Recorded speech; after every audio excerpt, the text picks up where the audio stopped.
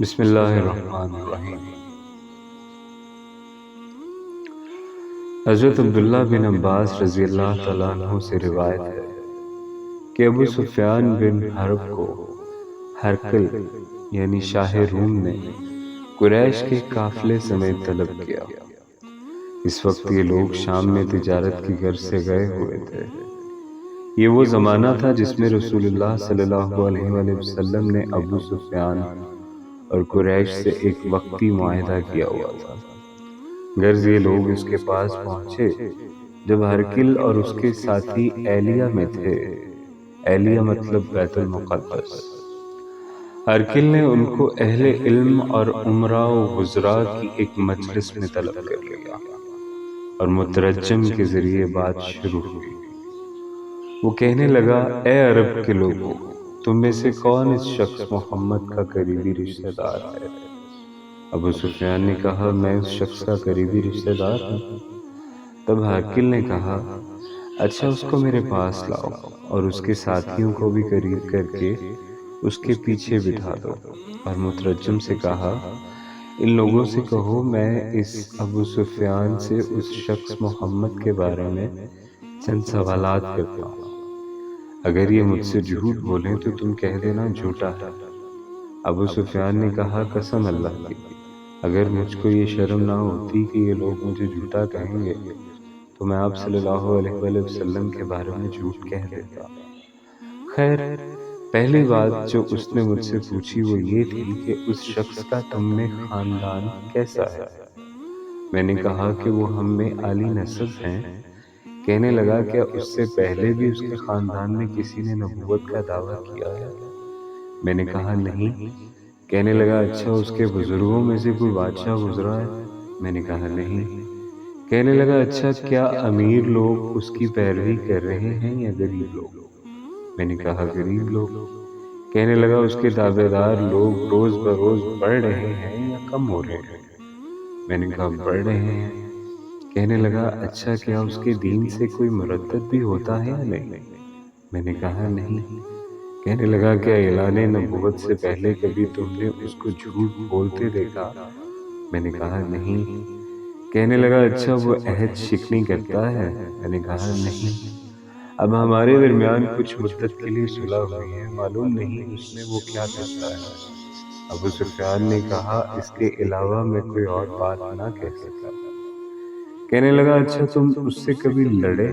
میں نے کہا، ہاں۔ کہنے لگا، پھر تمہاری اس کی لڑائی کیسے ہوتی ہے؟ میں نے کہا، ہمارے درمیان لڑائی ڈول کی طرح ہے، کبھی وہ جیت جاتے ہیں کبھی ہم۔ کہنے لگا، اچھا وہ تمہیں کس بات کا حکم دیتا ہے؟ میں نے کہا، وہ یہ کہتا ہے کہ اکیلے اللہ کی عبادت کرو اور اس کے ساتھ کسی کو شریک نہ بناؤ، اور اپنے باپ دادا کی شرک کی باتیں چھوڑ دو، اور ہم کو نماز پڑھنے، سچ بولنے، پاک دامنی اختیار کرنے اور صلہ رحمی کرنے کا حکم کرتا ہے۔ تب ہرقل نے مترجم سے کہا، اس شخص سے کہو میں نے تجھ سے اس شخص کا خاندان پوچھا تو نے کہا وہ ہم میں سے عالی نسب ہے، اور رسول اللہ صلی اللہ علیہ وآلہ وسلم ہمیشہ اپنی قوم میں عالی نسب ہی بھیجے جاتے ہیں۔ اور میں نے تجھ سے پوچھا، کیا اس کے خاندان میں پہلے کسی نے نبوت کا دعویٰ کیا ہے؟ تو آپ نے کہا، نہیں۔ اس سے میرا مطلب یہ تھا کہ اگر اس سے پہلے کسی نے یہ دعویٰ کیا ہوتا تو میں سمجھتا کہ یہ بھی ان کی پیروی کر رہا ہے۔ اور میں نے تجھ سے پوچھا، اس کے بزرگوں میں کوئی بادشاہ گزرا ہے؟ تو نے کہا، نہیں۔ اس سے میرا مطلب یہ تھا کہ اگر اس کے بزرگوں میں کوئی بادشاہ گزرا ہے تو میں سمجھ لوں کہ وہ شخص پیغمبری کا بہانہ کر کے اپنے باپ کی بادشاہت لینا چاہتا ہے۔ اور میں نے تجھ سے یہ پوچھا کہ اس بات کے کہنے سے پہلے تم نے کبھی اس کو جھوٹ بولتے دیکھا؟ تو نے کہا، نہیں۔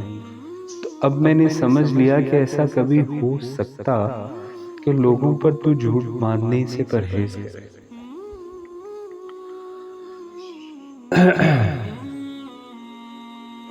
اور اللہ پر جھوٹ باندھے۔ اور میں نے تجھ سے پوچھا، کیا امیر لوگوں نے اس کی پیروی کی یا غریبوں نے؟ تو نے کہا کہ غریبوں نے، اور رسولوں کے تابع دار اکثر غریب ہی ہوتے ہیں۔ اور میں نے تجھ سے پوچھا، وہ بڑھ رہے ہیں یا گھٹ رہے ہیں؟ تو نکاح بڑھ رہے ہیں، اور ایمان کا یہی حال رہتا ہے، جب تک وہ پورا نہیں ہوتا بڑھتا ہی رہتا ہے۔ اور میں نے تجھ سے پوچھا، کوئی اس کے دین میں آ کر پھر اس کو برا سمجھ کر اس سے پھر جاتا ہے؟ تو نے کہا نہیں، اور ایمان کا یہی حال ہے، جب اس کی خوشی دل میں سما جاتی ہے تو پھر نہیں نکلتی۔ اور میں نے تجھ سے پوچھا، وہ عہد شکنی کرتا ہے؟ تو نے کہا نہیں، اور رسول ایسے ہی ہوتے ہیں، وہ عہد نہیں توڑتے۔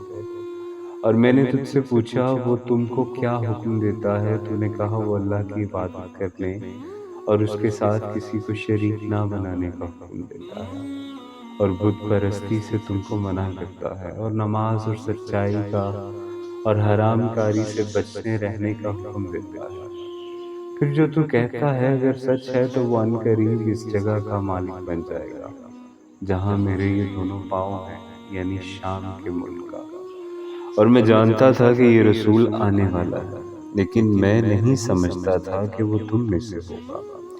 پھر اگر مجھے اس تک پہنچنے کا یقین ہو جائے تو میں اس سے ملنے کی ضرور کوشش کروں، اور اگر میں اس کے پاس مدینہ میں ہوتا تو اس کے پاؤں دھوتا، خدمت کرتا۔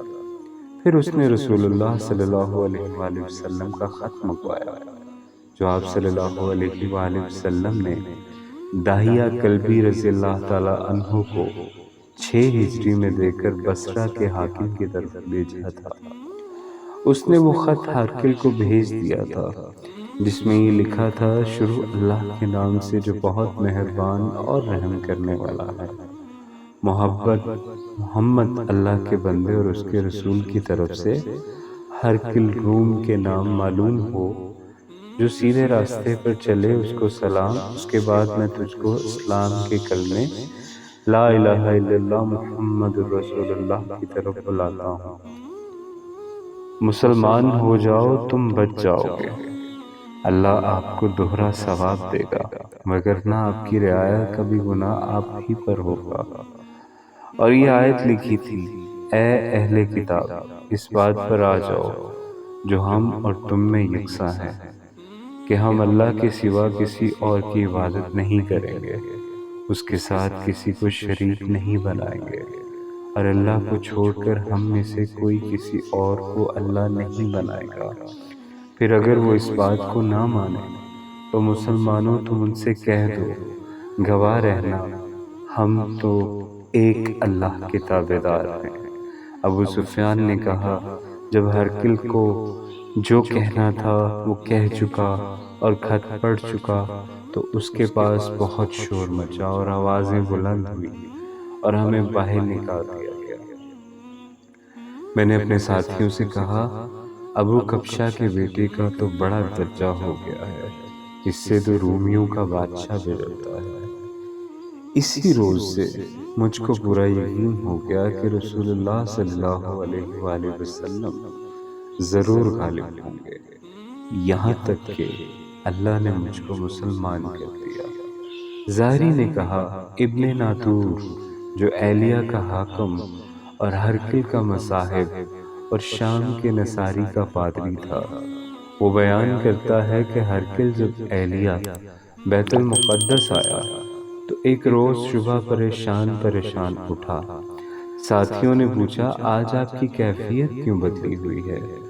ابن ناطور نے کہا، ہرقل نجومی تھا، اس کو ستاروں کا علم تھا۔ جب لوگوں نے اس سے پوچھا تو کیوں رنجیدہ ہے تو وہ کہنے لگے، میں نے آج رات ستاروں پر نظر ڈالی تو ایسا معلوم ہوتا تھا کہ ختنہ کرنے والوں کا بادشاہ ہم پر غالب آ گیا ہے، لہٰذا پتہ کرو کون لوگ ختنہ کرتے ہیں۔ ساتھیوں نے کہا، یہودیوں کے سوا کوئی ختنہ نہیں کرتا، تو آپ اس وجہ سے پریشان نہ ہوں۔ سلطنت کے تمام شہروں میں یہ پیغام بھیج دیں کہ جہاں جہاں یہودی ہیں انہیں قتل کر دیا جائے۔ وہ لوگ یہی باتیں کر رہے تھے، اتنے میں ہرقل کے سامنے ایک شخص لایا گیا جس کو غسان کے بادشاہ حارث بن ابی شمر نے بھجوایا تھا۔ وہ رسول اللہ صلی اللہ علیہ وآلہ وسلم کا حال بیان کرتا تھا۔ جب ہرقل نے اس کی ساری باتیں سن لی تو اپنے لوگوں سے کہنے لگا، ذرا جا کر اس شخص کو دیکھو، اس کا ختنہ ہوا ہے یا نہیں۔ انہوں نے اس کو دیکھا اور ہرکل کو بتایا اس کا ختنہ ہوا ہے، اور ہرکل نے اس سے پوچھا کیا عرب ختنہ کرتے ہیں؟ اس نے کہا ہاں ختنہ کرتے ہیں۔ تب ہرکل نے کہا یہی شخص محمد صلی اللہ علیہ وآلہ وسلم اس امت کے بادشاہ ہیں جو غالب ہوں گے۔ پھر ہرکل نے اپنے ایک دوست زغاتر کو رومیہ میں لکھا۔ وہ علم میں ہرکل کا ساتھی تھا، اور ہرکل خود حمص کو گیا اور ابھی ہم سے نہیں نکلا تھا کہ اس کے دوست زغاتر کا خط اس کو ملا۔ اس کی بھی رائے نبی اللہ صلی اللہ علیہ وآلہ وسلم کے ظاہر ہونے میں ہرکل کے موافق تھے، یعنی رسول اللہ صلی اللہ علیہ وآلہ وسلم سچے نبی ہیں۔ آخر ہرکل نے روم کے سرداروں کو اپنے ایک محل میں طلب کیا۔ جب وہ آ گئے تو دروازوں میں بند کروا دیا، پھر اوپر بالا خانے میں آ کر کہنے لگا کہ روم کے لوگوں، کیا تم اپنی کامیابی اور بھلائی اور اپنی بادشاہت پر قائم رہنا چاہتے ہو؟ اگر ایسا ہے تو اس عرب کے نبی سے بیعت کر لو۔ یہ سنتے ہی لوگ جنگلی گدھوں کی طرح دروازوں کی طرف لپکے، لیکن دروازے بند تھے۔ جب ہرکل نے دیکھا کہ ان کو ایمان سے ایسی نفرت ہے اور ان کے ایمان لانے سے نا امید ہو گیا، تو کہنے لگا ان سرداروں کو پھر میرے پاس لاؤ۔